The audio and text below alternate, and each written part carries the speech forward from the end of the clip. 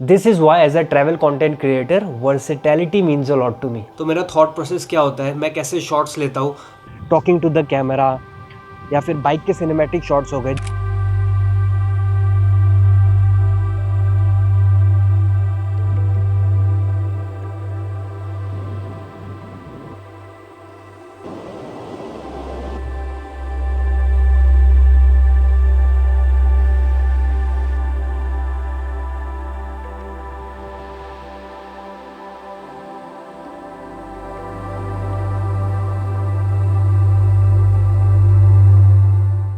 जब आप ट्रैवल करते हो तो बहुत सारे गियर या लेंसेज कैरी करना इम्प्रैक्टिकल हो जाता है, which is why I always prefer a standard zoom lens. And today I will be showing you कि जब मैं ट्रैवल करता हूँ तो मेरा थॉट प्रोसेस क्या होता है, मैं कैसे शॉट्स लेता हूँ, वाइड एंगल हो गए या फिर नेचुरल पर्सपेक्टिव, टाइट शॉट्स, मैं कौन सा लेंस कैरी करता हूँ, एंड ओवरऑल मेरे मोटो व्लॉग्स या मेरे ट्रैवल वीडियोस कैसे आते हैं। तो ट्रैवल के समय बहुत सारी चीज़ें होती है rather than just the cinematographic gears. तो इसमें अगर आपके पास एक ऐसा लेंस है जो वाइड शॉट भी ले सके, मीडियम नेचुरल पर्सपेक्टिव शॉट्स भी ले पाए और जूम्ड इन टाइट शॉट्स भी ले पाए, तो पूरा वर्क फ्लो काफ़ी आसान हो जाता है। On the go lenses change करना, 2-3 लेंसेज कैरी करना अपने में ही एक टास्क हो जाता है। और डर भी रहता है कि कभी डस्टी एनवायरनमेंट में लेंस चेंज करना पड़ जाए तो सेंसर डैमेज भी हो सकता है। और अगर ये सब कुछ ना भी हो बट पता चला आप लेंस चेंज कर रहे हो और उधर जो मोमेंट कैप्चर करना है वो चला ही गया। This is why as a travel content creator versatility means a lot to me.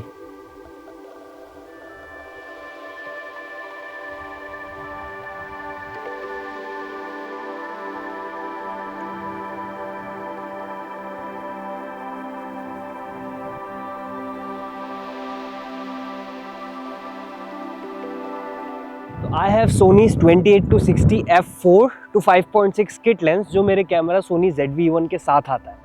First of all तो देखो ना ये कितना कॉम्पैक्ट है, मतलब साइज कंपैरिजन देखो आप, इतने छोटे फॉर्म फैक्टर में एक फुल फ्रेम लेंस। तो 28 mm पे आप बढ़िया वाइड शॉट ले सकते हो, जैसे डिफरेंट लैंडस्केप्स हो गए या फिर स्टोरी टेलिंग शॉट्स जो कि आपके राइड को या फिर आपके स्टोरी को एस्टैब्लिश करने में हेल्प करेगा। Dark, foggy road. If there's one thing that you know, when you're out in the cold, with all the warmth my devoted heart holds, I'll be kind to you the rest of my days.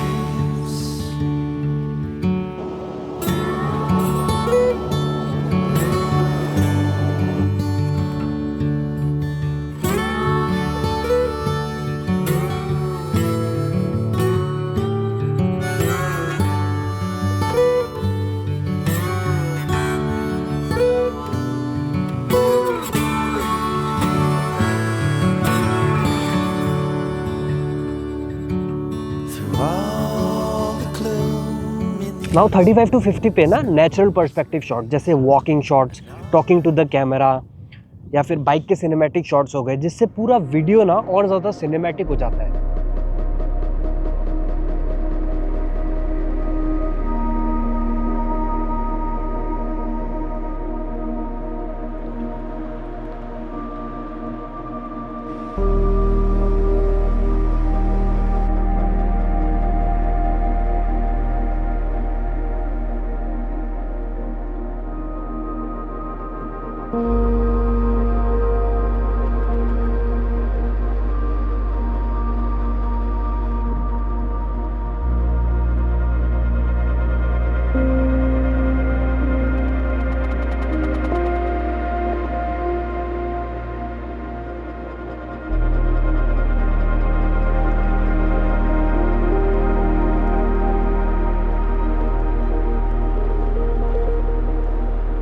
And then comes the detail at 60 mm tight shot जो video को और immersive बनाता है।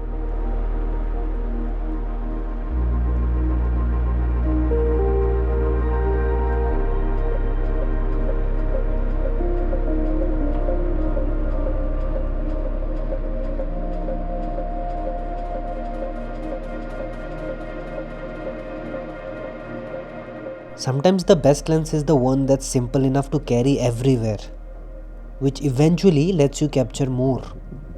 And for days like this, lenses from Sony helps me capture an entire story.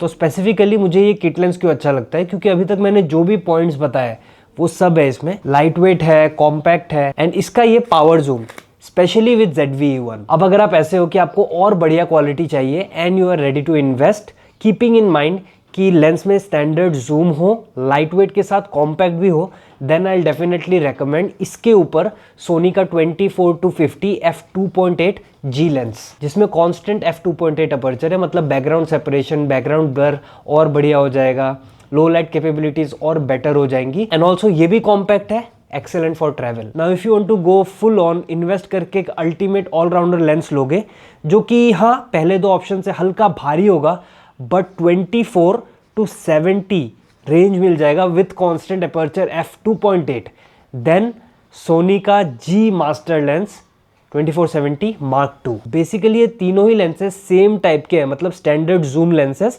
But price में vary करता है depending upon कि उनका अपर्चर कितना है, उनका रेंज कितना है, और क्या क्या फीचर्स है लेंस में, है ना। आप कितना इन्वेस्ट कर सकते हो, आपके प्रायोरिटीज क्या है, तो अपने नीड्स के अकॉर्डिंग इन तीनों में से आप कोई भी लेंस पिक करो and I am pretty sure you will love it. तो क्लियरली अगर मैं इसे समराइज करूं, जैसा मेरा यूज केस है ट्रैवल जर्नीज, मोटरसाइकिल जर्नीज, तो starting from the kit lens 28-60 upgrade करना है टू 24-50 f2.8, एंड अगर एक अल्टीमेट ऑलराउंडर लेंस लेना है तो 24-70 f2.8 G master Mark II।